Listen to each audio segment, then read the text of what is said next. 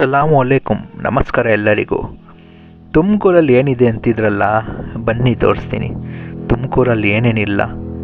ಒಂದು ಕಾಲದಲ್ಲಿ ಜನರು ದಸರಾ ನೋಡೋಕ್ಕೆ ಮೈಸೂರು ಹೋಗ್ತಿದ್ರು.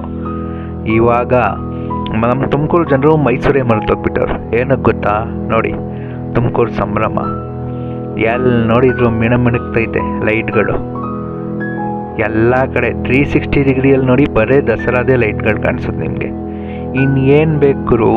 ಮೈಸೂರು ಹೋಗಿ ಏನು ಮಾಡ್ತೀರಾ?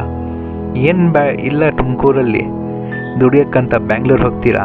ಆದರೆ ಸುಖ ತೊಗೊಳಗೆ ವಾಪಸ್ ಬರೋದು ಎಲ್ಲಿ? ನಮ್ಮ ತುಮಕೂರಿಗೇನೆ. ಎಲ್ಲೆಲ್ಲೋ ಜನರು ಹೇಳ್ತಾರೆ, ಅಯ್ಯೋ ಏನು ಲೈಟ್ ಹಾಕ್ಬಿಟ್ಟು ಏನು ಪ್ರಯೋಜನ ಬಂತು? ತಿರ್ಗವರೇ ಹೇಳೋದು, ವಿಡಿಯೋಸ್ ಮಾಡೋರೇ ಹೇಳೋದು, ಫೋಟೋಸ್ ಯಾಕೆ ತಗೊಳ್ತೀರಾ, ಸೆಲ್ಫಿ ಯಾಕೆ ತಗೊಳ್ತೀರಾ? ವೇಸ್ಟ್ ಆಗೋಗಿದ್ರೆ ಮನೇಲಿ ತೆಪ್ಪಕ್ಕೆ ಕುತ್ಕೊಳ್ಳಿ, ಎಂಜಾಯ್ ಮಾಡೋಕ್ಕೆ ಬೇಡಿ. ನೋಡಿ, ಎಲ್ಲ ಕಡೆ ಒಳ್ಳೆ ನಕ್ಷತ್ರ ಭೂಮಿ ಮೇಲೆ ಬರೋಂಗೆ ಕಾಣಿಸ್ತೈತೆ. ಇನ್ನೇನು ಬೇಕು ಗುರು? ಮೈಸೂರು ಬೇಕಾ? ಬಾ, ಅಂಬಾರಿ ತುಮಕೂರಲ್ಲೇ ಐತೆ. ಇನ್ನೇನೇನು ಬೇಕು ಹೇಳಿ, ನೀನು ಕೊಡಿಸ್ತಾನ. ಆನೆಗಳು ಬೇಕಾ? ಇಷ್ಟೆಲ್ಲ ಅದು ಬರ್ತವೆ. ಹೆಲಿಕಾಪ್ಟರ್ ರೈಡ್ ಅದು ಮಾಡಿಬಿಟ್ರು. ಇನ್ನೇನು ಕಡಿಮೆಗೈದು ಗುರು ನಮ್ಮ ತುಮಕೂರು ಹಿಂದೆ ಉಳಿದಿಲ್ಲ, ನಾವು ಹಿಂದೆ ಉಳಿದಿರೋದು ಇಲ್ಲಲ್ಲಿ ತಿರ್ಗಾಡ್ಕೊಂಡು. ಸ್ವರ್ಗ ಎಲ್ಲಿ ಅಂದರೆ ಇಂಡಿಯಾ ಪೂರ್ತಿ ತಿರುಗಾಡಿ.